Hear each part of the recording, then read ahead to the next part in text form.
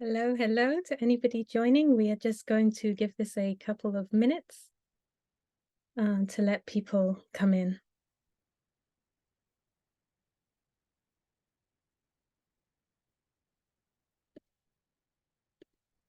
Hello to those joining. If you want to write in the chat where you're joining from and what language you're learning, that will be really great. And we'll just wait a little bit for more people to join, another minute or so. But yeah, it will be lovely to see in the chat where you're calling in from today and what languages that you're learning. I myself am calling in from London, and my focus is on Argentinian Spanish. I see a few more people joining. To those who are just joining, please do share in the chat where you're calling in from and what languages you're interested in. It would be really nice to know. So yeah, please do go ahead and introduce yourself in the chat. We just wait for a few more people to join. See people coming in. Hello, Chris and David, Maria. David, you're calling in. Wow. And your languages are German and French and a bit of Swedish. Really good. Hello, Olga. Hello, Michael. We have Michael from Surrey, interested in Italian. And Chris from Ireland, interested in Italian and French. Excellent. We'll give it another few seconds. So please do keep introducing yourself in the chat. It would be awesome to know where you're calling in from today. Hi, Maria. I just caught your session, so amazing to see you here. And you're perfecting your English. That's awesome. People are still coming in. I think we will give it another 10 seconds. So if you could please just keep on introducing yourself in the chat and say where you're calling in from and the languages you're learning, that would be amazing. Okay. I think we can go ahead and start, which would be great. So yeah, just to say there will be some time for questions at the end, but I'm probably not going to be able to keep up with the chat. So please put any questions in the Q&A box at any time during this talk, and I will get to those at the end. I'm really grateful to be here giving this presentation to you all at the Language Show, sponsored by Linguascope. It really is such a pleasure to be here today. And oh wow, I see people are still introducing themselves. Hello, Olga from Poland. That's wow, quite a few languages you're learning there. Well, this is awesome. And this is for all of you joining today. Is there a certain topic that you would love to be able to speak about in a foreign language? And even if your communication skills are not yet as advanced in general as you would like in that language, it's still possible to be able to talk about your interests. And this can be really, really rewarding too.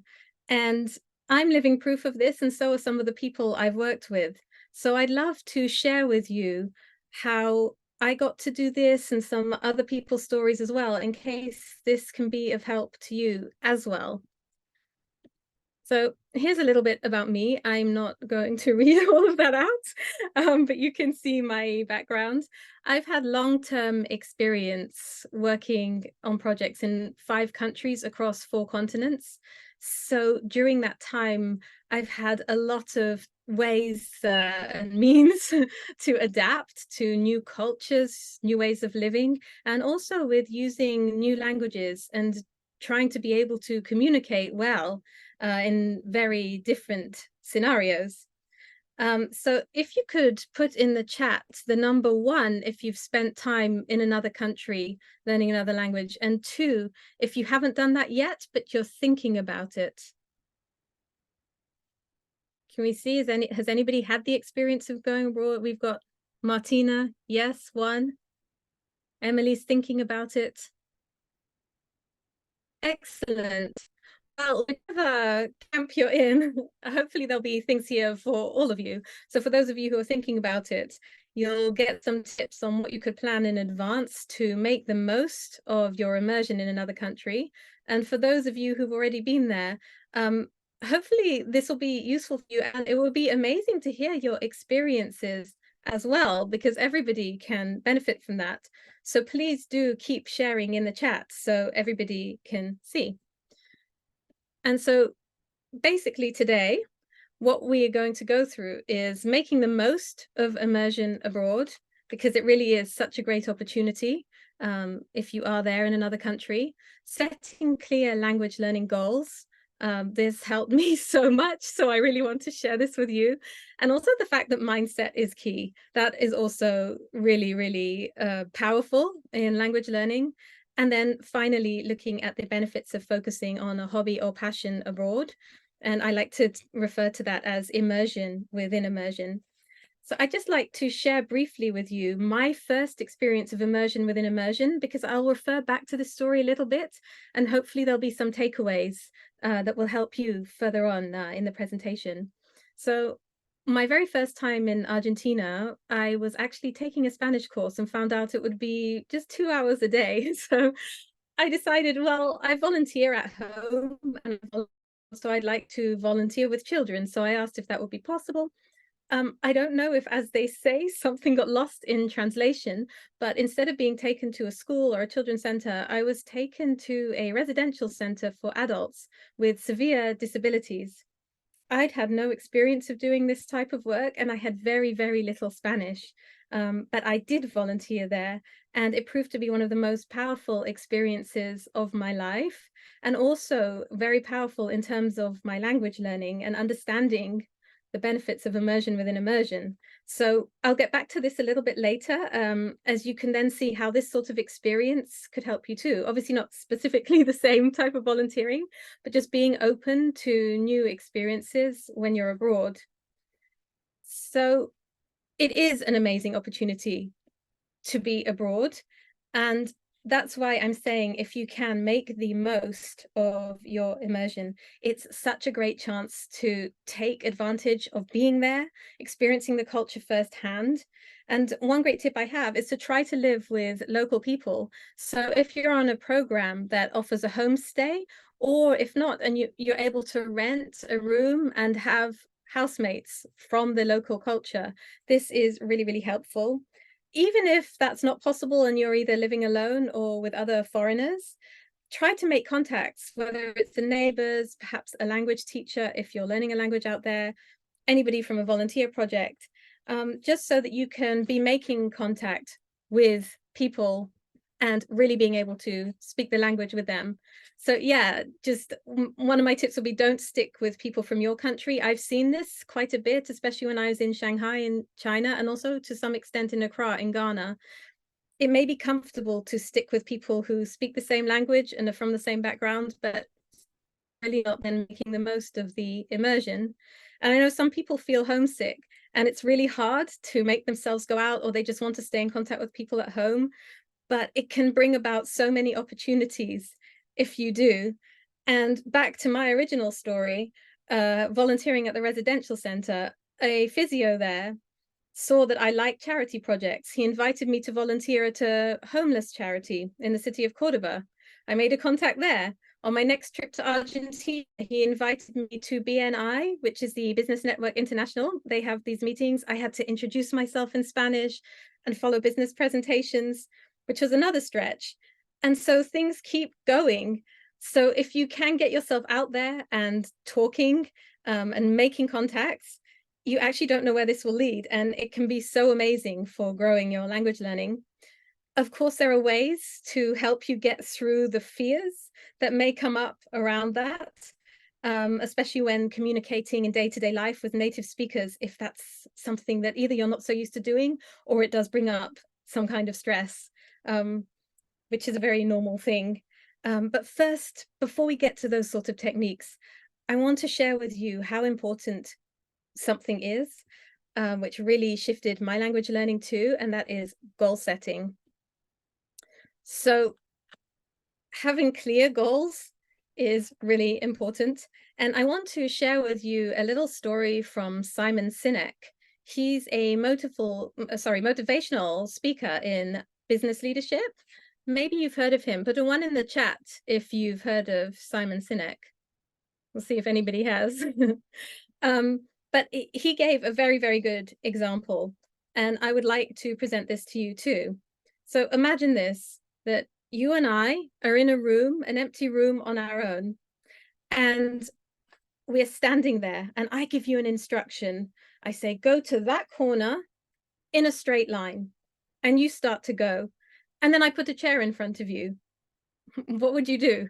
You would probably look at me quite strangely, but then you would go around the chair and you would keep going to reach that corner. So you disobeyed what I told you to do. You're no longer going in a straight line. But the amazing thing about human beings is that when we have a clear destination in mind, we use our creativity, our innovation, our problem-solving skills to overcome obstacles to be able to get to that destination. The destination is more important than the route. So we can actually be flexible about the route if we're very clear and determined about the destination. So restart the scene again, okay? We're back in this empty room. We're standing there, and I say to you, go somewhere in this room in a straight line. You ask me where. I say, I don't know. You're smart enough to figure it out. Pick a point and just go in a straight line. So you look around, you maybe decide somewhere, you start to go. And again, I put the chair in front of you. What would happen this time? You might come to a grinding halt. And I'd say, why did you stop? And you're like, well, you put a chair in front of me. Or if not, you might be like, whoa, like what's happening? And just go in a different direction. So what happened? It's the same obstacle, but the difference is when you have a clear sense of the destination, you really know where you're going. But if you could be going anywhere, you will keep either coming to a grinding halt or go off on a tangent. And so what has this got to do with the goal setting in language learning? Well, a lot. What could a goal in language learning look like when you're in another country? You remember that the aim when you're living abroad will most likely be to communicate well with native speakers in everyday life.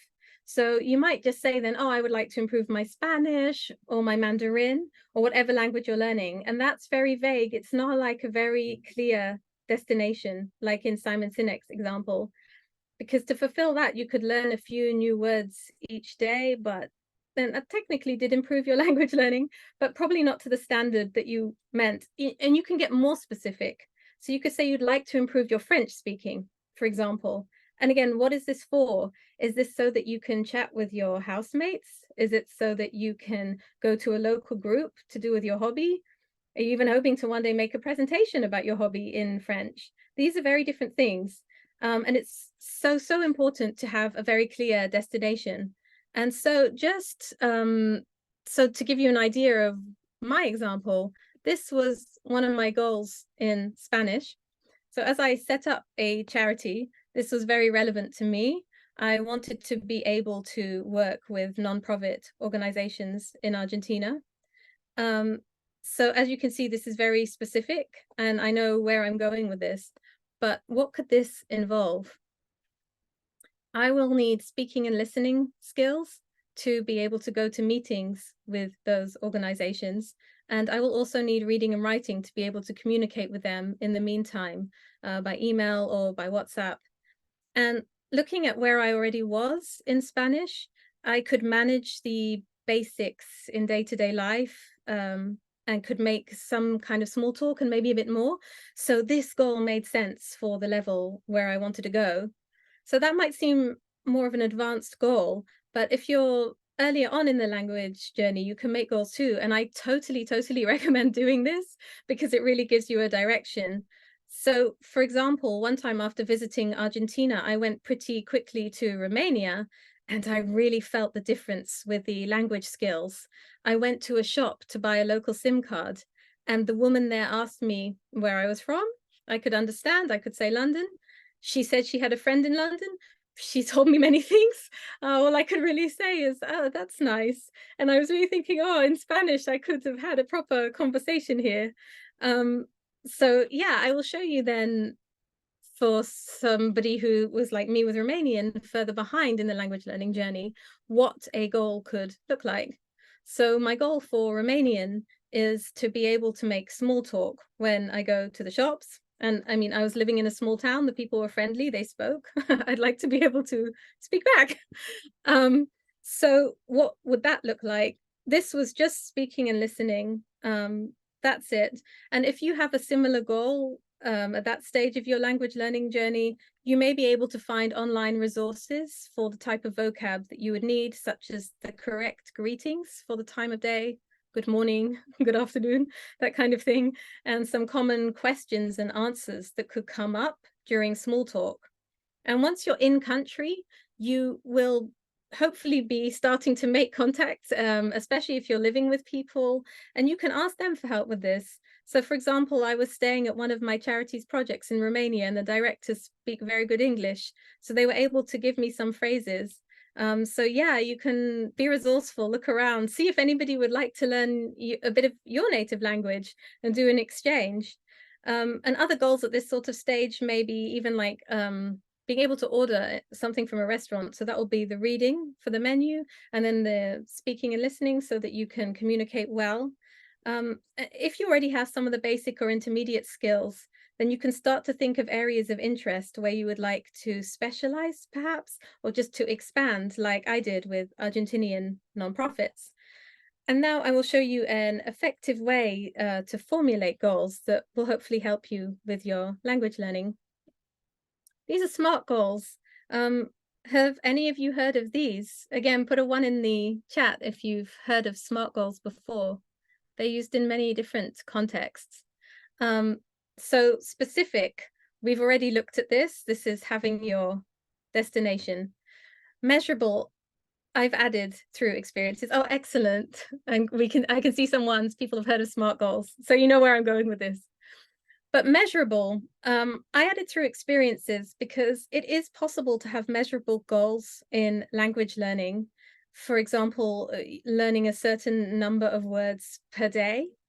But I'm not sure that that would be in my case anyway. And I found in other people who are in my sort of situation abroad, the most helpful, because we're not learning for a test. It seems more like a vocab test that we had to do at high school, for example, like learning all the words about animals or clothes. So for example, just to give you a concrete instance of this, for my goal in Romanian, could I competently go to the shops and greet the person behind the till, buy something and make some small talk? And if yes, how many times in a week could I do this? Or you can even measure it by your feelings. So the first time you went to the shop and you greeted the shopkeeper, how confident were you feeling inside? And a scale of 1 to 10. And does that change the more you practice? So this way you can actually sort of measure internally if you feel that you're growing in confidence by doing this and then checking in with yourself.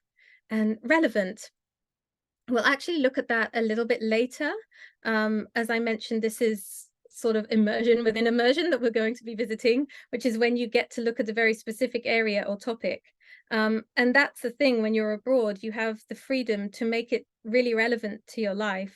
So, for example, for me, it was charities in Argentina. And you may start on a basic level, just wanting to interact on the day-to-day level, and then you can see where you'd like to go to really specialize. And time bound, it just really helps with motivation.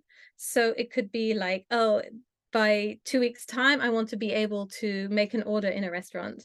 Or if you're in a country for 6 months, you can think about what you would have liked to achieved by the end, and then make SMART goals for each month or fortnight so that you can reach that destination that you're interested in. So what about you? Has this given you any ideas for either the goals you might like, or are there any areas that you're thinking that you would like to expand in with your language skills? Please do, again, share this in the chat. I'm just looking at the chat now. Oh, wow. I love it that Martina said she did full immersion in Florence, Italy for 2 months. Yeah, she really recommends that. So yeah, it'd be wonderful to hear what areas you'd like to focus on as well if you're going to look at expanding.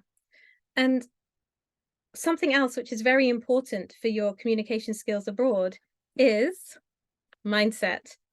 So we've talked about making the most of immersion and the importance of having clear language learning goals. And this is all well and good. What if you have all of this and you have this in mind, but you don't feel comfortable with talking to native speakers? And this is very common. I've seen people who have the technical skills to have a basic or even a more advanced conversation, but what stops them is negative blocks or negative feelings inside, like fear or a lack of confidence at the point of getting to speak with a native speaker.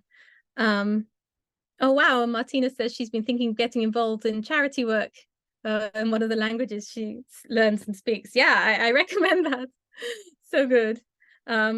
Oh, and another Martina has also said it's good not to be too perfectionist about your language goals if you have smaller goals. Yeah, because perfectionism is a big problem. I've dealt with this myself. I'm still dealing with it, as we'll see in the mindset part. And that's awesome. The comment from S. Kedge. I'm sorry, I don't see your first name, that I'm making you want to drop everything and go live in another country for a while to learn the language. Yeah, if you have the opportunity, I would say do. So yeah, with mindset, this is really key. So I don't know if you can relate to that feeling that you are in some way prepared to be able to speak. Technically, you have the language skills, but then it just comes up and you're just like, oh my gosh, like there's some fear there. And I would say that one thing that was really, really life-changing for me with my confidence skills when speaking Spanish, and I found this with the people I work with too, is, and I will explain what this means, choose another meaning for mistakes. So reframe mistakes.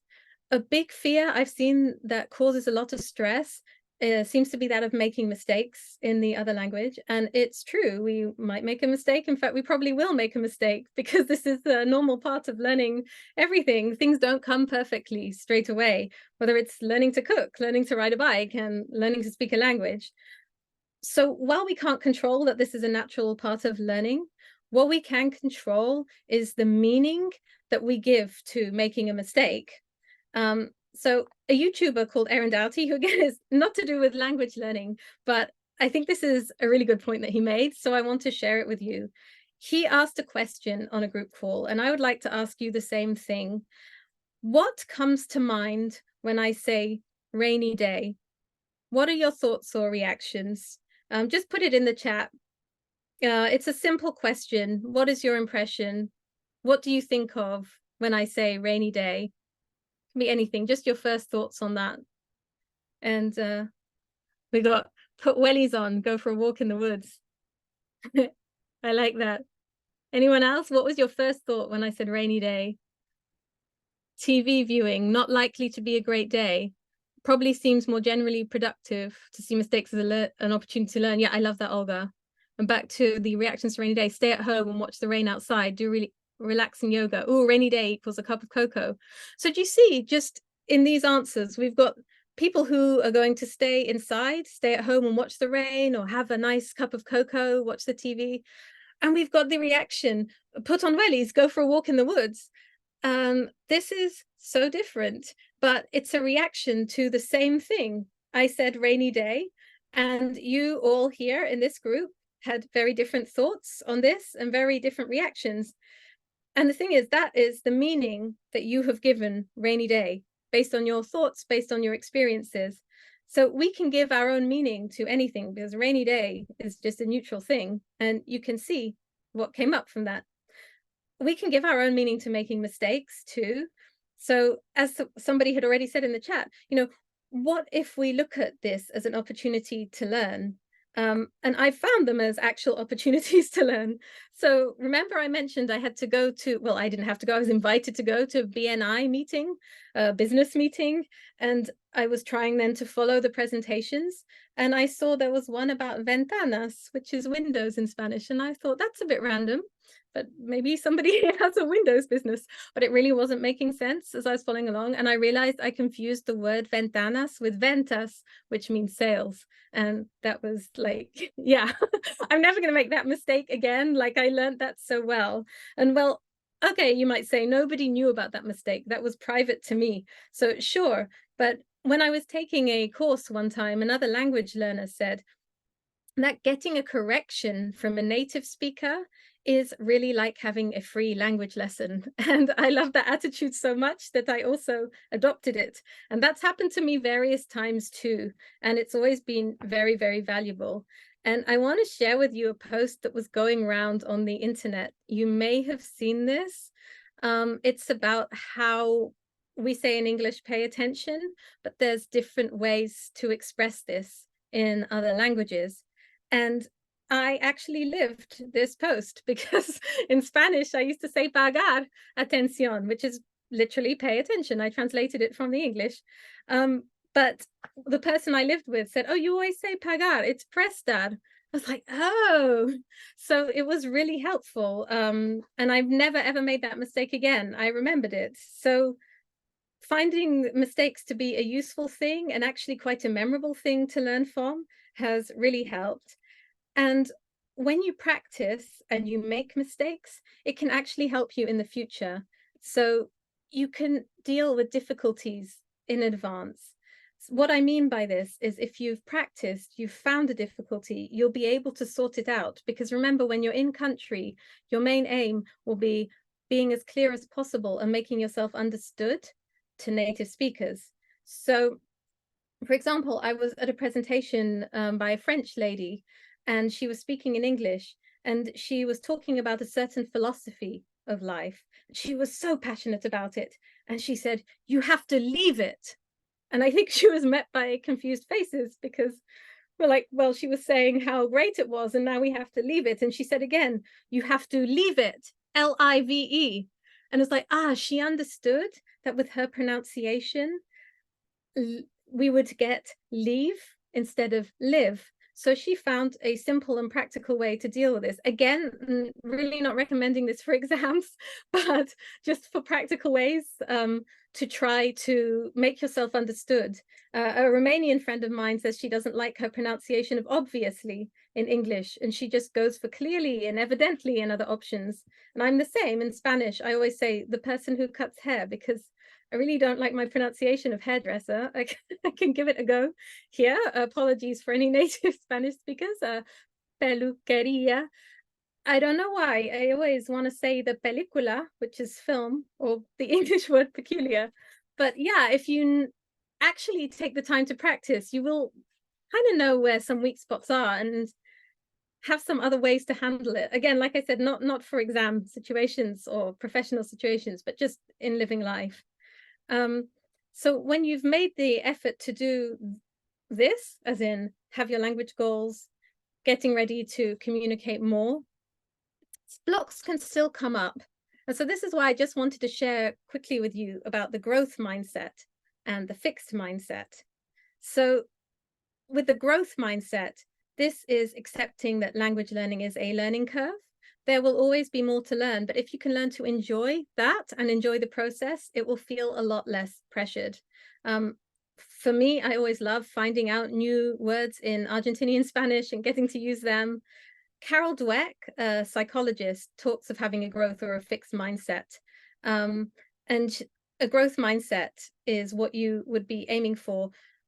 So, for example, a big block around this is people say that adults cannot learn languages very easily, and that's coming from a fixed mindset. You just see limitations. And if you come across this or feel a little blocked by learning a language as an adult, I would suggest that you watch any videos by Lydia Makova. She's a polyglot, and she said that what she's seen about adults who've been learning languages is that they all enjoy it. So if you can find ways to enjoy it and try to cultivate a growth mindset, and as some people have mentioned in the chat before, seeing a problem as something to overcome rather than a challenge that you just want to run away from and hide and avoid, because then you're coming at this from a growth mindset. Yeah, Martina says it's not easy for children either. It just seems that way to adults. That's so true. And that's definitely a perception that I've come across some adults having. So yeah, like you say, it's not easy for children either. So there's so many blocks that people have and maybe don't even realize that they can just take a different approach to this. So yeah, with Carol Dweck, she actually mentioned giving tests to children, to 10-year-olds. The tests were a little bit too hard for them. And she said that those who said, oh, I like a challenge, or I was hoping this would be informative, responded really well and tried hard. And others just felt it was catastrophic. They couldn't do it. They felt their intelligence was up for judgment and they failed. And so those are the ones who would tend to run away from difficulties. So they have a fixed mindset. And the other thing Carol Dweck recommends is adding yet, because this also helps. So in my case, I can't speak correctly in the past tense in Spanish yet. This doesn't mean I never will. And once I've learned it and practiced it, I should be able to do it. So the yet makes quite a nice difference there with how that feels. And I would also like to just show you what also might be going on inside.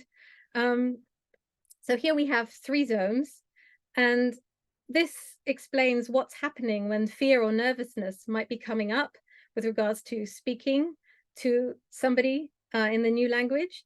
So if you're in a comfort zone, obviously you're doing something that's fine. You are okay with it. But then something is happening, like maybe you have a meeting with native speakers. And what happens is if you go into the stretch zone, this will be coming from a growth mindset. And you'll see it maybe as a challenge, as a way to stretch your language learning skills. And you'll go into it with that attitude. And it will be a positive experience. And actually, if you go and have a few meetings of that type, it will actually be brought into your comfort zone because it will become familiar to you. The problem is, which I've seen happen to people a lot, is they go straight to panic zone. So yeah, this is a problem because you will be feeling overwhelmed, nervous, stressed when you think about what you may be having to do with the native speakers or having to express yourself in the other language. But just know that this is normal and okay. It happens to a lot of people, but there are ways to manage it. So the stress response is coming from a very old part of the brain called the amygdala, and it senses a threat and it can make you react. So you might have heard of the flight, fight, or freeze response. So it will automatically put you into this. In an old times, this is good because maybe there was a wild animal there that could come and eat you. So you need to protect yourself. Unfortunately, that part of the brain still is like that, and it doesn't see the difference between the problem of a wild animal about to eat you and maybe you going into a meeting and having to speak in another language. But there's ways to manage this. So what you want to do is bring yourself into the present moment. You can do this even as simply by focusing on your breath. In and out, in and out. Because basically all is happening when you're fearing about communicating with others, if you projected yourself into the future. So you just want to come back to yourself. It can help also just to look around the room and think of things you can see and go through all the senses. What can you hear? Can you smell anything? Taste? What can you feel with your hands? Reach out and touch something, or the sensation of your feet on the ground. And you can also, on apps like Insight Timer, do mindfulness meditations before you go to an event where you're a bit stressed about the language, or in general anyway, just to cultivate this. So yeah, I've also put in the resources a link to some breathing exercises, which might help. And as you can see, if you can get back into the present moment, it's very good. Myself and others have often expressed fears or not good feelings about having to take phone calls in another language. There's so many reasons people have told me why they don't like it. Interference on the line, just not seeing the other person, like subtext can be lost. And if you can do all of the things like to make yourself become back in the present moment, you can sort of eliminate that. I used to have that. So I stayed in the comfort zone. If somebody wanted to phone me about a project in Argentina, I just gave my phone to the woman that I lived with in the host family. Oh yeah, Martina is saying phone calls in a foreign language, nightmare. So yeah, I ran away. I ran away from it. I stayed in my comfort zone. And then one day someone phoned me, and it was such a great project. It was helping children from poor areas get into sports and stay off the street. And nobody else was home, and I took the call, and actually it was okay. And I was able to arrange to meet up with that project. And just having that experience helped a lot. And I can't say now that I really love taking phone calls in Spanish. However, when I do see a WhatsApp call from one of the projects in Argentina, I don't go into the panic zone anymore. So it's still a bit of a stretch for me, but getting closer to the comfort zone. So it can be done. And while you are in country, another tip would be to practice in safe or low stakes situations. So find safe people to practice with, you feel comfortable with them, or the stakes are just not that high. So for example, when I was in Romania, I had a driver for some of the charities projects, and in Shanghai, sometimes I took taxis. And once we'd sorted out the destination, which, you know, was important to communicate, I would make small talk with the drivers, and it didn't really matter if I made a mistake, or if they didn't quite understand me, or I couldn't catch what they said, because it wasn't like a really life or death situation where I have to understand. And it was quite a nice experience, and they often were quite happy to help somebody practice speaking their language. So now you have these tips and techniques. You can apply them if you have a particular area of interest that you'd like to expand to in a foreign country. And I call this immersion within immersion. So if you look at the hobbies that you have, you could see what you can continue with abroad. If you like hiking or yoga, there will probably be local groups. You could find a cooking or painting class. In my case, I love volunteering, so I did that. Some people who are part of religious communities actually joined the community in the country they were in and got involved that way. There's so many things, like entrepreneurs and digital nomads can find co-working spaces with local people and get to meet like-minded people that way. Um, Whatever interest you have, I'm saying hopefully, hopefully there'll be other people interested in it. I can't think of an exception. If you look on the website, for example, Eventbrite, you should be able to find events on particular things in the area where you are. And there's meetup groups, local Facebook groups, or whatever the social media site is that's popular in the country where you are. So you just have to think about what it is that you're interested in, and what it is that you'd love to be able to connect with people in that local language. Somebody I've coached was interested in spirituality and went to a spiritual retreat in Peru. So she was surrounded by Spanish and also by spiritual conversations. So therefore, she had a lot of spiritual vocabulary all the time in Spanish. So yeah, and if you start to make contacts where you are, housemates or anybody, you can ask them for recommendations. And I just say immersion is so powerful, because if it works in general when you're in a country, it's even more so when you immerse yourself in a particular area or topic. Like back to my first example, my Spanish was so basic, but I got to realize I could talk about caregiving words. For example, I could say physiotherapist and kinesiologist in Spanish because I was volunteering at a residential center. Yet when someone asked me something simple about my life in London, at that time I didn't have the vocab. So immersion with intention is really, really powerful. So this is why I would definitely recommend it. And whilst you get to take advantage of being abroad and immersing yourself in a hobby or topic, you can also boost this. And so I was invited to follow on social media the Argentinian charities that I was connecting with. So all the time, then when I opened my phone, there were social media posts. And this is really nice because they're aimed at native speakers. So you're again getting the actual language of the sector. If you wish, you can try for listening YouTube and podcasts, and you can also slow down the speed if that helps. The woman I mentioned who was at a retreat, I recommended to her watching the YouTube channel of Mabel Katz, because she speaks in English and Spanish about spiritual topics, and that was quite helpful. And when you get to a certain level, you can try webinars and online meetings too. So for me in Spanish, I could do this. I go to charity meetings and I can make a note of the words that I don't know and look them up afterwards. At the stage where I am in Romanian, I really wouldn't get a lot out of it because I wouldn't be able to understand so much. So it's also about thinking where you are already with the language and what you want to do with that. And I do have a couple of resources to share with you that maybe you can screenshot. But at this stage, I will just ask if there's any questions.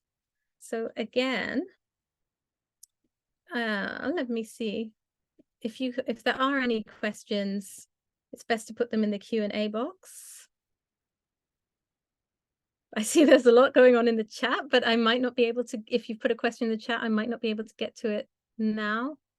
This isn't about language learning, but Chris has said this is for everything, teaching my son how to drive once he goes into the panic zone. Yeah, I mean, you can apply this for language learning or everything else. And I have a comment I can see from Lorenzo. Our brain stops developing at around the age of 25. It gets much more difficult to get someone to modify their behavior or change the fixed past that point, their fixed mindset past that point. That's true. If you're trying to get someone else to change their mindset, that would be challenging. But if you yourself are somebody who maybe language learning or learning anything, you can cultivate the growth mindset. But yeah, it might be quite difficult to get someone to modify theirs because the motivation, it has to come from within, really. Just seeing if there's anything else. Oh, in Portuguese, they likewise use the word presta with the noun attention. That's great. Well, I will take another look in the Q&A box in another minute or so after I've shared the resources. So if there is anything, please do post it there. So this is just a recap of everything that we looked at today. And I have some resources for you. This might be best to screenshot because the links are quite long, although obviously it's possible to Google the TED Talks. And again, anything by Lydia Makova, I find really interesting, the way she goes about language learning and helping people develop their own methods for that. And I have one other slide of resources for you. These are just some simple ideas for the immersion within immersion. I'm sure you can add to this. So yeah, feel free to get in touch after this talk if you found another way of immersion within immersion that really worked for you. I just love hearing about this so much. Or if you have any ways or ideas that you want to share in the chat in our final few minutes, you can do so now. And then moving on, just to say thank you to you all. Please do stay connected. I have my Linktree link here. Also, if you want to have a chat about any language learning goals, if you're going abroad and get some feedback, or about settling into life abroad, I've worked with people on this as well, because sometimes there's culture shock and things like that. I'm giving up to 5 free sessions for attendees of the language show. So feel free to either book on this link or send me an email. This is such an amazing community of language learners. And we do have a couple of minutes left. So if anybody does have any questions, I can take a look. Lorenzo says, yes, but even with the best of intention, it takes lots of effort to change the plasticity of your own mind once you're not very young anymore. Yeah, I would agree. It does take a lot of effort. It's not an easy thing to do, but it can be possible, because if you're fixed in a certain way, it's because you have these neural networks and they're all firing and they're used to firing in that way. So to change, it's a challenge, because if you envisage this, it's like a very big, well-paved road, like a highway or something. And if you want to change those patterns, you have to put a lot of effort into it. And it'll be like making your own way in a path, making your own path through a forest. But it will get more and more worn as you do that. And it will then become a bigger path and bigger. You start to take that route more, the old ways will fall back. So yeah, it's challenging, but if you want to do it, and if you put in the determination, it's possible. Lorenzo says, yes, it's definitely possible if you're consistent. Yeah, with this, consistency is the key. So yeah, I think we are at about a time, actually. I can hang on for another minute or so if there's any more questions or comments. Olga says that's why it is work, but possible, probably a good idea to have help with it. Yes, definitely. Um, and I think there's many coaches out there for mindset as well as for language learning. So yeah, I mean, if you get the mindset stuff right, you can apply it to language learning, apply it to everything. Oh, and thank you, Martina, for your nice comment. Olga knows it's a process. Yeah, yeah, it's a process. Okay. Oh, thank you, Maria. And I think that we are at time. So thank you so much for joining me today. It's been a complete honor to be at the language show and to spend this time with you. And I'm wishing you all the very best on your language learning journeys. Thank you. Bye.